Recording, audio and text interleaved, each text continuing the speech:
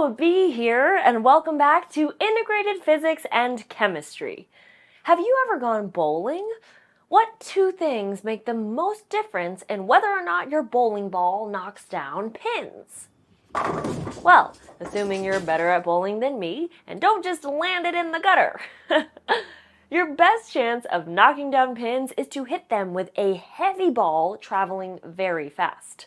Scientifically, we would call these two properties mass and velocity. It turns out that the combination of mass and velocity has a name: momentum. Today, we'll look at how momentum affects objects when they collide, like our bowling ball, hopefully colliding with several pins. But before we get rolling, let's look at our goals for this lesson.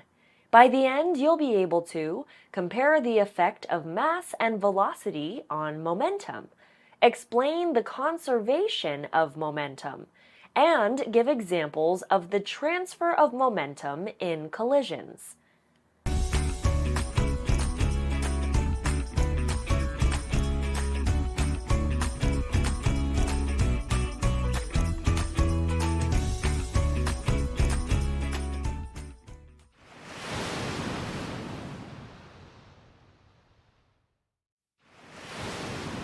Have you ever played catch with a baseball?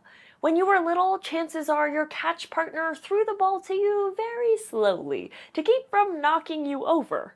Now that you're a bit bigger, you can handle a faster throw. Scientifically, what's the difference between these two throws? Their velocity. When an object hits you with a large velocity, it has a large momentum. You will experience that momentum as a force that pushes you backward. If the momentum is high enough, you might even fall over. You can experiment with this by playing catch with a friend or sibling. Try throwing the ball back and forth gently, then launch it to each other with some real speed. You'll feel the change in momentum. But we said that velocity isn't the only factor that affects momentum. It can also be increased with a larger mass. If a friend tosses a tennis ball to you, you can probably catch it easily. But what if instead they take the bowling ball we were using earlier and toss it to you at the same velocity? You would likely struggle a bit more to catch the bowling ball because the bowling ball has more mass and therefore more momentum. We can think of momentum as the tendency of an object to stay in motion. After all, imagine a large truck and a small car on the road, both traveling at the same speed but needing to stop at a red light. Which one will be harder to stop? The truck, because it has more mass and therefore more momentum. What about a case where two identical cars are on the road, also needing to stop, but one car is driving slowly and the other one is speeding along with double the velocity? They have the same mass, but the faster car still has more momentum, so it will be harder to stop. Stopping a moving object always requires overcoming its momentum. And remember that momentum can be increased with either mass or velocity.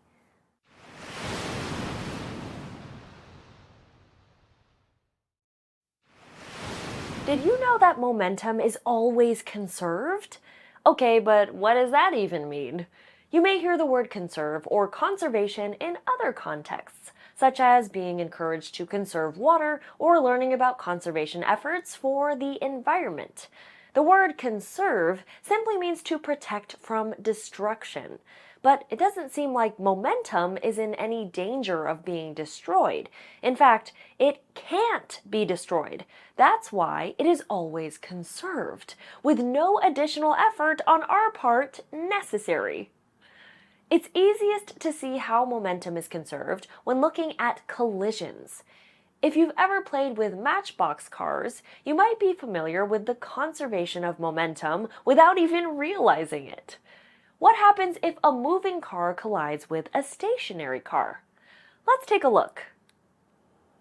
When the moving yellow car collides with the stationary white car, some of its momentum is transferred to the white car. That's why the white car suddenly moves and the yellow car slows down. The total momentum of the white and yellow car together stays the same. So the yellow car's momentum decreases and the white car's momentum increases. What if both cars are moving when they collide? Is momentum still transferred? Yes. As you can see, both cars change their speed and direction. Remember that direction is part of velocity, so changing direction indicates a change in momentum as well. When our matchbox cars collided, momentum transferred from one car to the other. That's why collisions can be so dramatic. The momentum possessed by one object can't just evaporate. It has to go somewhere, and most of it usually gets transferred to the object it collided with in the form of velocity. In the case of cars, this can be treacherous. But for our bowling ball, that transfer of momentum is exactly what we want, so that those stubborn pins start to move.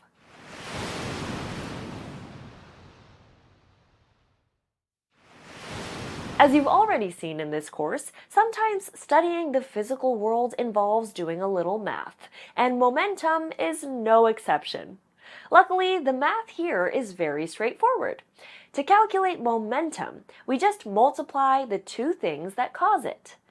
Do you remember what they are? Mass and velocity.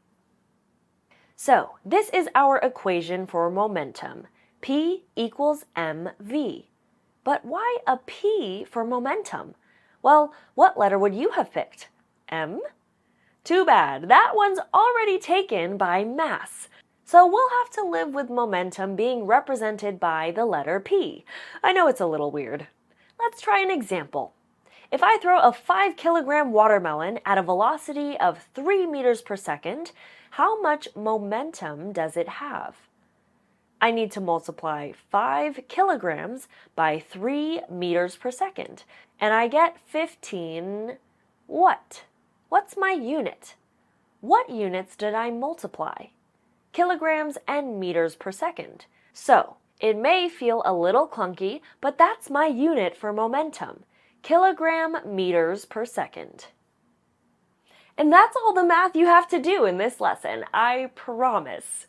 Now, what about the conservation of momentum? What's going to happen when that watermelon is caught, or more likely smashes onto the ground in a dramatic collision? If the watermelon comes to rest, that means it has no more momentum. So all of its 15 kilogram meters per second of momentum will get transferred to whatever it collides with. I hope the ground is ready. Watermelon incoming!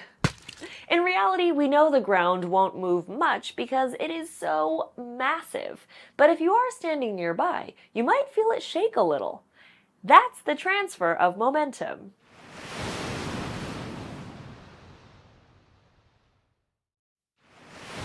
As we went through the lesson today, we saw that momentum is a measure of an object's mass and velocity. When objects have more mass or more velocity, they have more momentum. And this means they have a higher tendency to keep moving, or that they are harder to stop. When objects that have momentum collide with other objects, their momentum is transferred, because the momentum is conserved and can never be destroyed. Whether it's a bowling ball knocking down pins or a watermelon crashing violently into the ground, the momentum will always get transferred somewhere.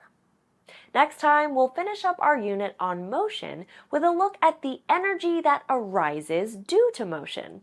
Until then, remember, the universe is vast and full of surprises, so never stop exploring.